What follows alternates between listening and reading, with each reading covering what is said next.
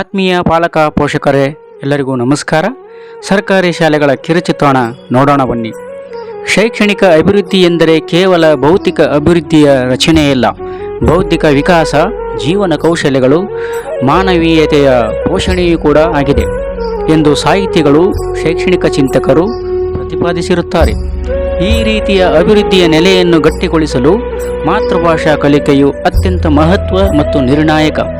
ಈ ಹಿನ್ನೆಲೆಯಲ್ಲಿ ಸಮಗ್ರ ಕನ್ನಡ ಶಾಲೆಗಳ ಅಭಿವೃದ್ಧಿ ಹಾಗೂ ಕನ್ನಡ ಭಾಷೆ ಸಂಸ್ಕೃತಿಯ ಉಳಿವು ಎಂಬ ಘೋಷಣೆ ಇಂದಿನ ದಿನಮಾನಗಳಲ್ಲಿ ಹೆಚ್ಚು ಅಗತ್ಯತೆ ಇದೆ ಎಂಬುದನ್ನು ಕಾಣುತ್ತೇವೆ.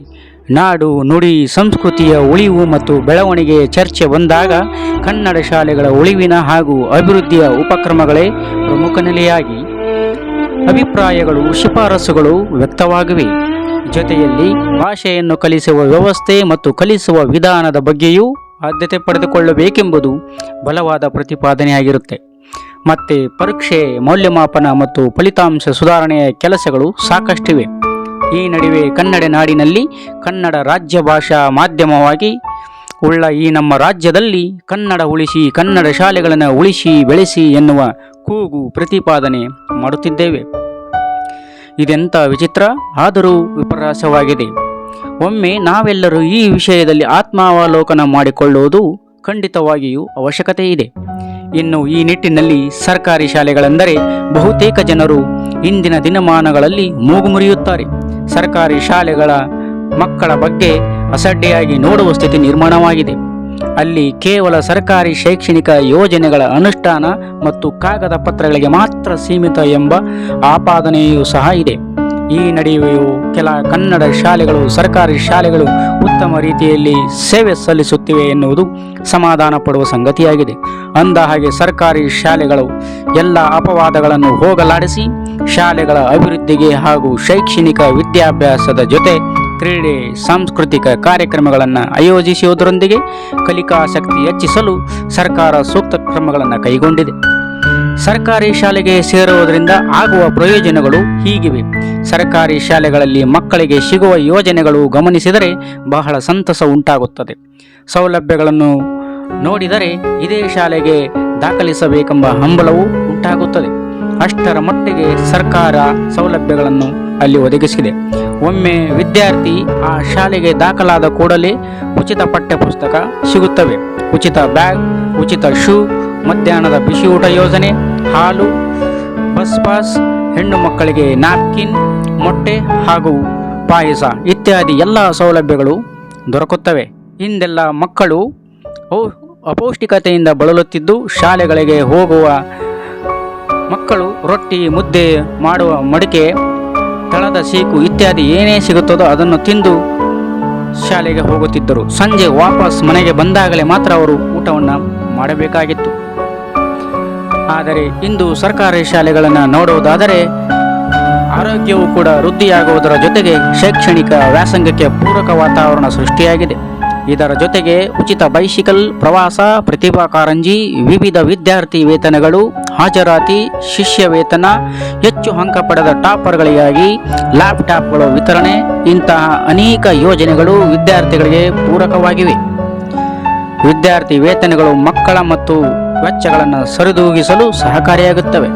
ವಿಶೇಷವಾಗಿ ಇಂತಹ ಸವಲತ್ತುಗಳು ವಿದ್ಯಾರ್ಥಿಗಳನ್ನು ಆಕರ್ಷಿಸುತ್ತಿದ್ದು ಹೆಚ್ಚು ಅಂಕ ಗಳಿಸುವತ್ತ ಇವೆಲ್ಲವೂ ಪೂರಕ ವಾತಾವರಣವನ್ನು ಸೃಷ್ಟಿಸಿರುವುದಂತೂ ನಿಜವಾಗಿದೆ. ಬನ್ನಿ ನೋಡೋಣ ಸರ್ಕಾರಿ ಶಾಲೆಗಳ ಬೋಧನಾ ಪದ್ಧತಿ ಹೇಗಿದೆ ಎನ್ನುವುದು ತಿಳಿಯೋಣ. ಚೌಕಾಕಾರದೊಳಗದ ಆದರೆ ಇಲ್ಲಿ 3 ಆಯಾಮಗಳನ್ನ ಹೊಂದಿದೆ. ಲಕ್ಷ್ಯ ಕೊಟ್ರೆ 1 ಆಯಾಮ, 2 ಆಯಾಮ, 3 ಆಯಾಮ. ಅಂದ್ರೆ 3 ಆಯಾಮಗಳನ್ನ ಹೊಂದಿರತಕ್ಕಂತಹ ಆಕೃತಿಗಳಿಗೆ ನಾವು ಘನಾಕೃತಿಗಳು ಅಂತ ಕರಿತೀವಿ. ಏನಂತೇವ್ರಿ? ಘನಾಕೃತಿಗಳು. ಈ ಘನಾಕೃತಿಗಳಲ್ಲಿ ಅಂಚುಗಳು ಇರ್ತವೆ, ಶೃಂಗಗಳು ಇರ್ತವೆ, ಮುಖಗಳು ಕೂಡ ಇರುತ್ತವೆ. ಹಾಗಾದ್ರೆ ನಾವು ಫಸ್ಟಿಗೆ ನೋಡೋಣ. ಈ ಒಂದು ಘನಾಕೃತಿ ಅಂಚು. ಅಂಚು ಮುಖಗಳನ್ನು ಸೇರಿಸುವ ಭಾಗವೇ ಸೂರ್ಯನ ಪರಿವಾರ. ಅಂದ್ರೆ ಇಲ್ಲಿ ಪರಿವಾರ ಅಂದ್ರೆ ಏನು? ಕುಟುಂಬ. ಪರಿವಾರ ಅಂದ್ರೆ ಏನಿದೆ? ಕುಟುಂಬ. ಯಾರ ಕುಟುಂಬ? ಸೂರ್ಯನ ಕುಟುಂಬ. ಸೂರ್ಯನ ಕುಟುಂಬ ಅಂದ್ರೆ ಯಾಕೆ ಹೇಳ್ತೀವಪ್ಪ? ಸೂರ್ಯನಿಗೆ 8 ಗ್ರಹಗಳನ್ನು ಒಳಗೊಂಡಂತ ಒಂದು ಕುಟುಂಬ. ಎಷ್ಟು ಗ್ರಹಗಳು? 8 ಗ್ರಹಗಳು. ಹೌದಾ? ಮೊದಲನೇದು ಯಾವುದು? ಬುಧ. ಮೊದಲನೇದು ಯಾವುದು? ಬುಧ. ಬುಧ. ಎಲ್ಲಿದೆ? ಎಲ್ಲಿದೆ? ಎರಡನೇದು ಯಾವುದು? ಶುಕ್ರ. ಯಾವುದು? ಶುಕ್ರ. ಮುಂದಿನದು ಭೂಮಿ. ಯಾವುದು? ಭೂಮಿ.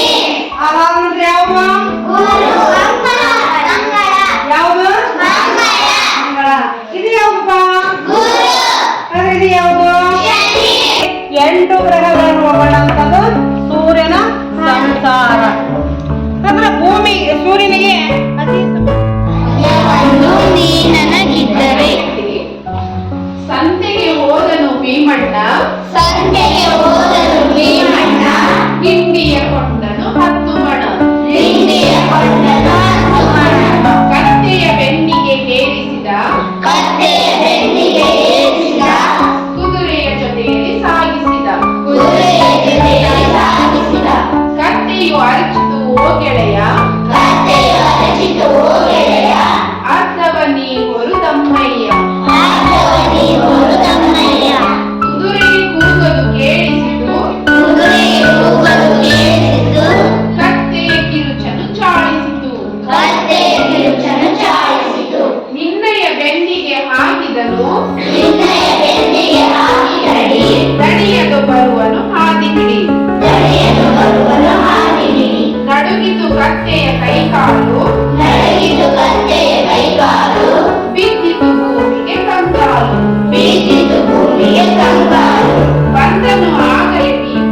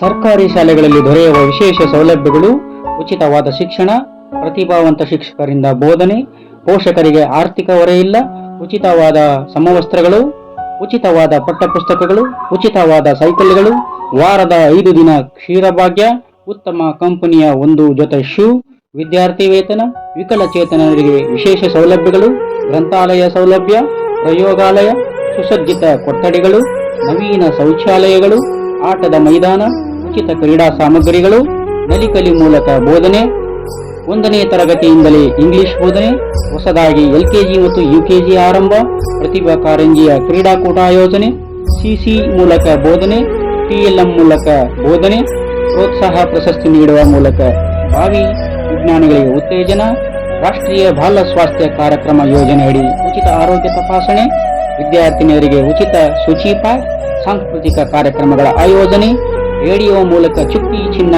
ಕೇಳಿಕಲಿ ಕಾರ್ಯಕ್ರಮ, ಉಚಿತವಾದ ಕಂಪ್ಯೂಟರ್ ಶಿಕ್ಷಣ, ಮೌಲ್ಯ ಶಿಕ್ಷಣ, ಮಕ್ಕಳಿಂದಲೇ ನಿರ್ಮಿತವಾದ ಸುಂದರ ಕೈತೋಟ, ಅಕ್ಷರ ಫೌಂಡೇಶನ್ ಸಹಯೋಗದಲ್ಲಿ ಗಣಿತ ಕಲಿಕೆ ಉಚಿತ ಸಾಮಗ್ರಿಗಳು, ಶಿಕ್ಷಣ ಕಲಿಕೆ ತಪಾಸಣೆ ದಕ್ಷ ಅಧಿಕಾರಿ ಮಾರ್ಗದರ್ಶಕರು, ಕಾಲಕಾಲಕ್ಕೆ ಶಿಕ್ಷಕರಿಗೆ ತರಬೇತಿ ಹಾಗೂ ಮಕ್ಕಳ ಕಲಿಕೆ ದಾಖಲಾತಿ ಹಾಜರಾತಿಯನ್ನು ದಾಖಲಿಸಲು ಸ್ಯಾಟ್ಸ್ ವ್ಯವಸ್ಥೆ, ಕಲಿಕೆಯಲ್ಲಿ ಹಿಂದುಳಿದ ಮಕ್ಕಳಿಗೆ ಪರಿಹಾರ ಬೋಧನೆ, ಉಚಿತ ಮಧ್ಯಾಹ್ನದ ಬಿಸಿಯೂಟದ ಯೋಜನೆ, ಸಂಸತ್ ರಚನೆಯ ಮೂಲಕ ಪ್ರಜಾಪ್ರಭುತ್ವ ಪರಿಚಯ, ಶಾಲೆಯ ಉಸ್ತುವಾರಿಗಾಗಿ ಎಸ್ಡಿಎಂಸಿ ರಚನೆ, ವಿವಿಧ ಸಂಘಗಳ ರಚನೆಯ ಮೂಲಕ ಮಕ್ಕಳಲ್ಲಿ ಜಾಗೃತಿ, ಶಾಲಾ ವಾರ್ಷಿಕೋತ್ಸವ, ನವೋದಯ, ಆದರ್ಶ, ಮುರಾರ್ಜಿ, ಕಸ್ತೂರಬಾ, ಕಿತ್ತೂರು ರಾಣಿ ಚೆನ್ನಮ್ಮ, ಇಂದಿರಾ ಗಾಂಧಿ, ಏಕಲವ್ಯ, ವಾಜಪೇಯಿ, ಕೆಪಿಎಸ್ಸಿ ವಸತಿ ಶಾಲೆಗಳು, ಮಕ್ಕಳಿಗೆ ಎಲ್ಲ ರೀತಿಯ ಮೌಲ್ಯಗಳ ಬೆಳವಣಿಗೆಗೆ ಮುಕ್ತ ಅವಕಾಶ, ಧೈರ್ಯ, ಆತ್ಮವಿಶ್ವಾಸ, ನಾಯಕತ್ವ, ಕಷ್ಟ ಸ್ನೇಹಿತೆ, ಬಡತನ, ಸಿರಿತನ ಇತ್ಯಾದಿಗಳ ನೈಜ ಅನುಭವ, ಸರ್ಕಾರಿ ವೃತ್ತಿಯಲ್ಲಿ ಕನ್ನಡ ಮಾಧ್ಯಮ, ಗ್ರಾಮಾಂತರ ಕೋಟಾ ಸೇರಿದಂತೆ ಇನ್ನಿತರ ಸೌಲಭ್ಯಗಳನ್ನು ಲಭ್ಯವಿವೆ ಎನ್ನುವುದು ಪೋಷಕರು ಮರೆಯಬಾರದು. ಸರ್ಕಾರಿ ಶಾಲೆಗಳಿಗಿಂತ ಖಾಸಗಿ ಶಾಲೆಗಳು ಉತ್ತಮವಾಗಿವೆ ಎಂದು ಹೇಳುವುದು ಕೇವಲ ಪ್ರಚಾರಕ್ಕಾಗಿ. ವಾಸ್ತವದಲ್ಲಿ ಸಾವಿರಾರು ಸರ್ಕಾರಿ ಶಾಲೆಗಳು ಉತ್ತಮವಾಗಿ ಕಾರ್ಯನಿರ್ವಹಿಸುತ್ತಿವೆ. ಸಾರ್ವಜನಿಕರು, ವಿಶೇಷವಾಗಿ ಪೋಷಕರು ಈ ನಿಟ್ಟಿನಲ್ಲಿ ತಮ್ಮ ಮನಸ್ಥಿತಿ ಬದಲಾಯಿಸಿಕೊಳ್ಳಬೇಕಾಗಿದೆ ಎನ್ನುವುದನ್ನು ಯಾವ ಪೋಷಕರು ಮರೆಯಬಾರದು.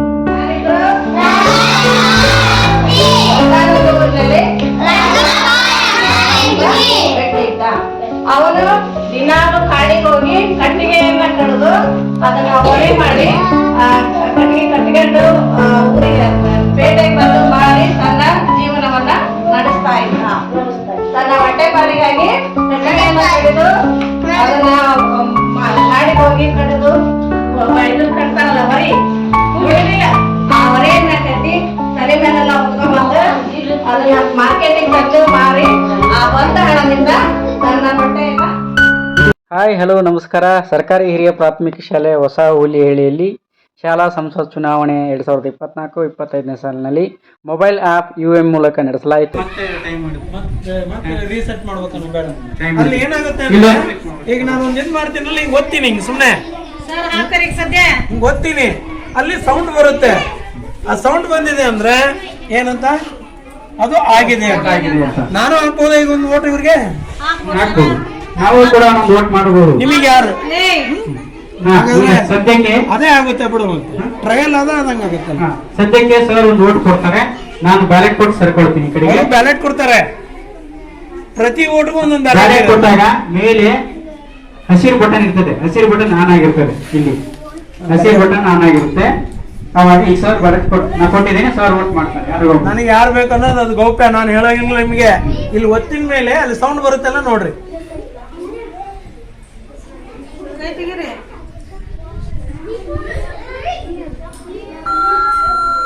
ಸರ್ ಈಗ ವೋಟ್ ಹಾಕಿದೆ, ಒಬ್ರಿಗೆ ಹಾಕಿದೆ ನೋಡಕ್ಕೆ, ಈಗ ಮುಗೀತದ.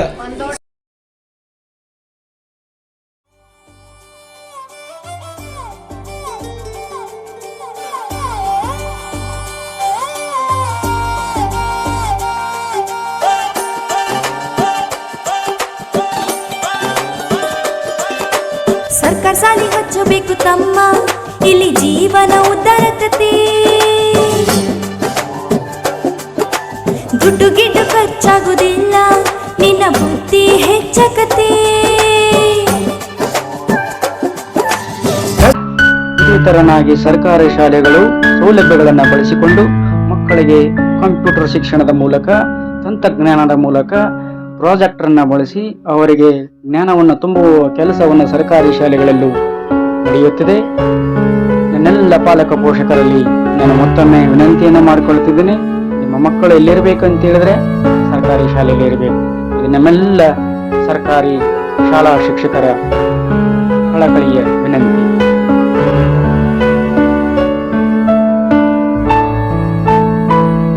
ಬನ್ನಿ ಪಾಲಕ ಪೋಷಕರೇ, ಸಮುದಾಯ ಮನಸ್ಸು ಮಾಡಿದರೆ ಸರ್ಕಾರಿ ಶಾಲೆಗಳ ಚಿತ್ರಣವನ್ನೇ ಬದಲಾಯಿಸಬಹುದು ಎಂಬ ನಾಣ್ಣುಡಿಯಂತೆ ಸಮುದಾಯದವರೆಲ್ಲರೂ ಸೇರಿ ಅಭಿವೃದ್ಧಿಯತ್ತ, ಪ್ರಗತಿಯತ್ತ ಸರ್ಕಾರಿ ಶಾಲೆಗಳನ್ನು ಕೊಂಡೊಯ್ಯೋಣ. ಸರ್ಕಾರಿ ಶಾಲೆಗಳ ಸೌಲಭ್ಯಗಳನ್ನು ಬಳಸಿಕೊಳ್ಳೋಣ. ನಮ್ಮ ಮಕ್ಕಳಿಗೆ ಗುಣಮಟ್ಟದ ಸರ್ಕಾರಿ ಶಾಲೆಗಳ ಶಿಕ್ಷಣವನ್ನು ಕೊಡಿಸೋಣ. ಶಿಕ್ಷಣದಿಂದ ಎಲ್ಲರೂ ಪ್ರಜ್ಞಾವಂತರಾಗೋಣ ಎಂದು ಹೇಳುತ್ತಾ ಮತ್ತೊಮ್ಮೆ ನಮ್ಮೆಲ್ಲರಿಗೂ ಕೂಡ ಈ ವಾರ್ಷಿಕೋತ್ಸವ ಕಾರ್ಯಕ್ರಮಕ್ಕೆ ಸ್ವಾಗತ, ಸುಸ್ವಾಗತ. ಆತ್ಮೀಯ ಪಾಲಕ ಪೋಷಕರೇ, ಬನ್ನಿ, ನಿಮ್ಮ ಮನೆಯಲ್ಲಿರುವ ಪ್ರತಿಯೊಂದು ಮಗುವು ಕೂಡ ಸರ್ಕಾರಿ ಶಾಲೆಗಳೆಲ್ಲ ಸೇರಬೇಕು. ಸರ್ಕಾರಿ ಶಾಲೆಗಳ ಸೌಲಭ್ಯಗಳನ್ನು ಬಳಸಿಕೊಂಡು ಪ್ರಜ್ಞಾವಂತ ನಾಗರಿಕರಾಗಿ ಈ ದೇಶದ ಸತ್ಪ್ರಜೆಯಾಗುವುದು ಸರ್ಕಾರಿ ಶಾಲೆಗಳ ಉದ್ದೇಶ.